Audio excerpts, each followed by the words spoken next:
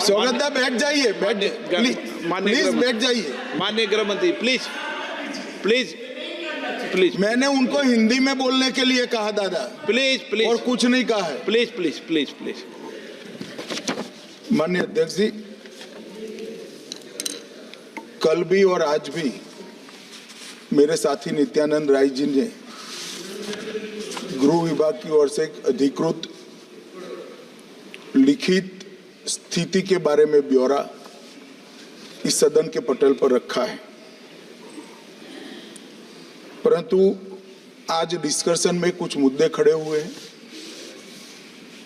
उसका मेरे पास जो सूचनाएं हैं, इंफॉर्मेशन है, वो सदन को और सदन के माध्यम से पूरे देश को साझा करने के लिए मैं आपकी अनुमति से खड़ा हुआ हूं। मान्यवर, सबसे पहले तो मैं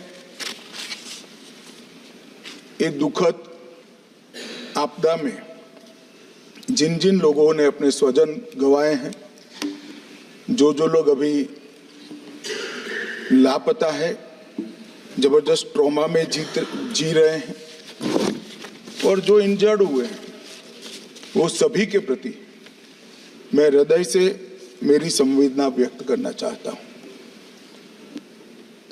अध्यक्ष महोदय, एक बात मैं सबसे पहले स्पष्ट कर देना चाहता हूं कि आपदा के इस समय में चाहे भारत सरकार हो, चाहे पॉलिटिकल पार्टीज हो, समय है केरल की सरकार और केरल की जनता और विशेषकर वायनाड के लोगों के साथ चट्टान की तरह खड़ा रहने का, और इसमें नरेंद्र मोदी सरकार कटिबद्ध है। और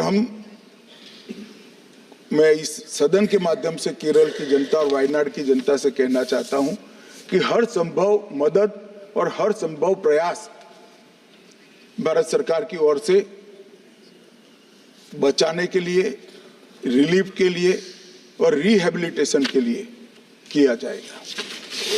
मान्यवर, जब वेणुगोपाल जी ने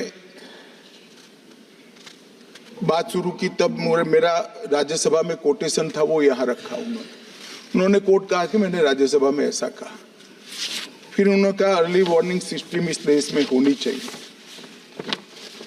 मैं सिर्फ आपके माध्यम से पूरे देश की जनता को बताना चाहता हूं, इस देश में दुनिया के सबसे आधुनिक अर्ली वार्निंग सिस्टम यहां स्थापित किए गए हैं 2014 के बाद।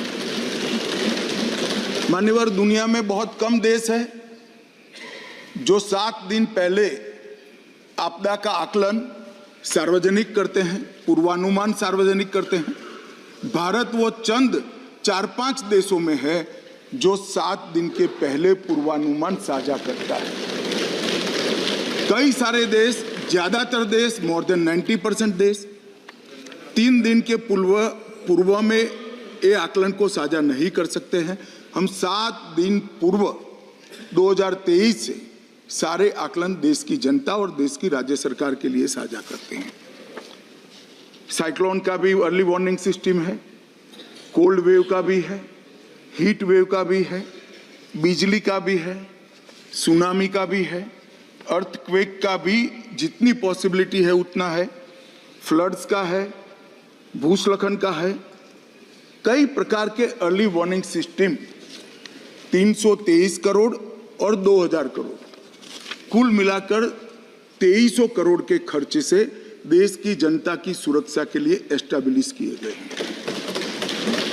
फिर बशीर साहब ने कहा तो क्या हुआ? मान्यवर, जब तक हम डिजास्टर मैनेजमेंट का सवाल है और लोगों को बचाने का सवाल है, मैं कह सकता हूं 2014 के पहले इस देश में आपदा का रिस्पॉन्स करने का एक ही तरीका था, एक ही डायमेंशन था, वो बचाव का, मतलब रिलीफ एंड रिहेबिलिटेशन। आपदा आने के बाद सबको मदद करो और पुनर्वसन करो। नरेंद्र मोदी आने के बाद, देश के प्रधानमंत्री बनने के बाद इसमें बचाव का एंगल हुआ कि एडवांस में ही तैयारी ऐसे करो कि जिससे किसी की जान न जाए और 0 कैजुअलिटी अप्रोच। मानवर पर्टिकुलर एक किस्से में हमने हर बृहस्पतिवार को हम अगले पखवाड़े का जो पॉसिबल, वो इतना सटीक नहीं होता है मगर पूर्वानुमान देते हैं। 18 जुलाई को ही पूर्वानुमान दिया था कि केरल के पश्चिम तट के क्षेत्र में सामान्य से ज़्यादा वर्षा होगी।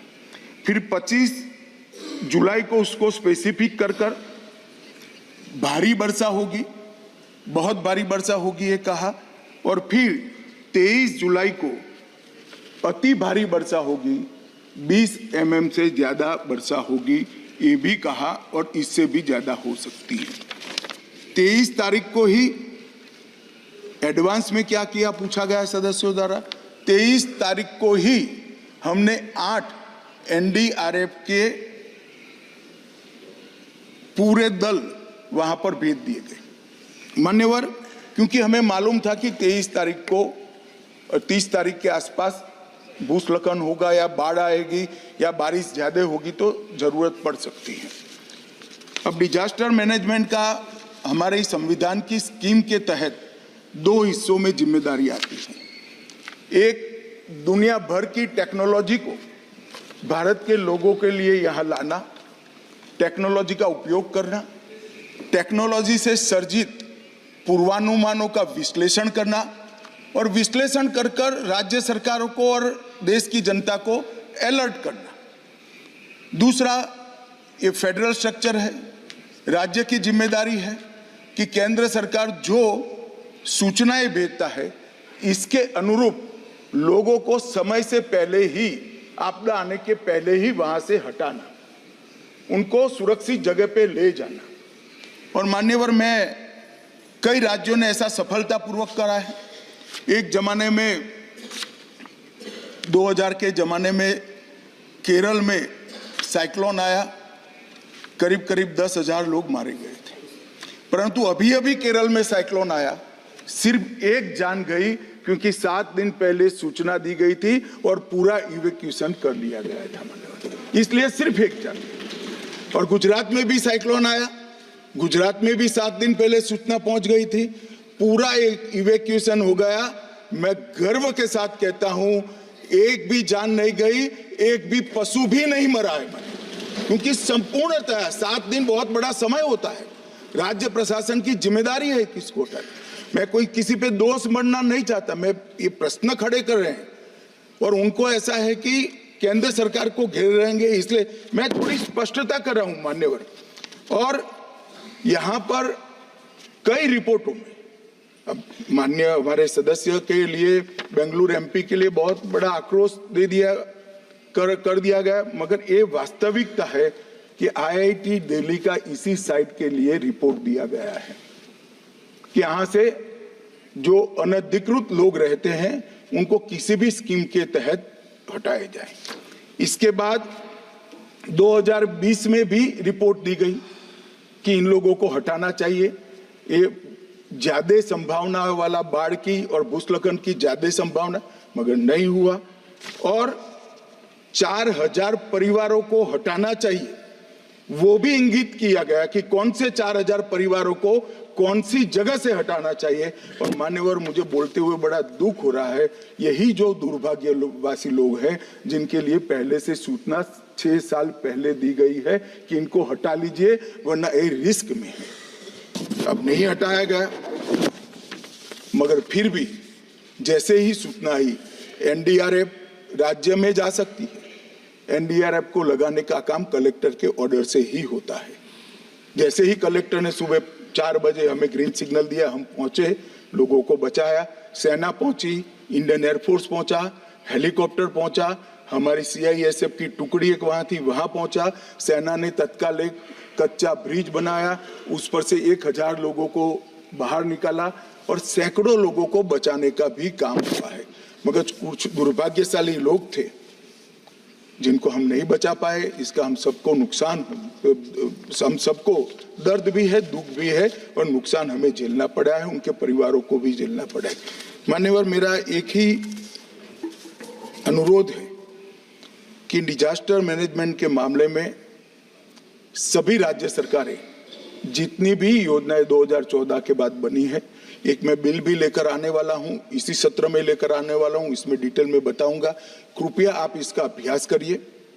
इसकी अर्ली वार्निंग सिस्टम को, कभी कभार वो गलत भी हो सकता है, परंतु फिर भी किसी को हटाने में कोई नुकसान नहीं हटाया और बाढ़ आ गई या भूस्खलन हो गया तो मारे जाते हैं।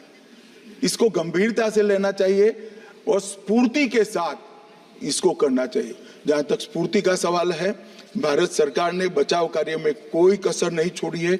हमारा हर वर्टिकल जो बचाव के लिए बना है, हर वर्टिकल आज वहां मौजूद है, दिन रात काम कर रहे हैं। प्रधानमंत्री जी स्वयं कंट्रोल रूम से सीधी जानकारी दे रहे हैं, मेरा कार्यालय और मैं भी ले रहे हैं।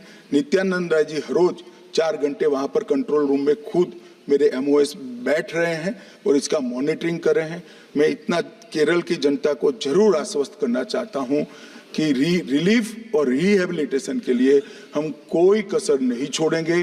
भारत सरकार इस संकट की घड़ी में केरल सरकार के साथ चट्टान की तरह खड़ी।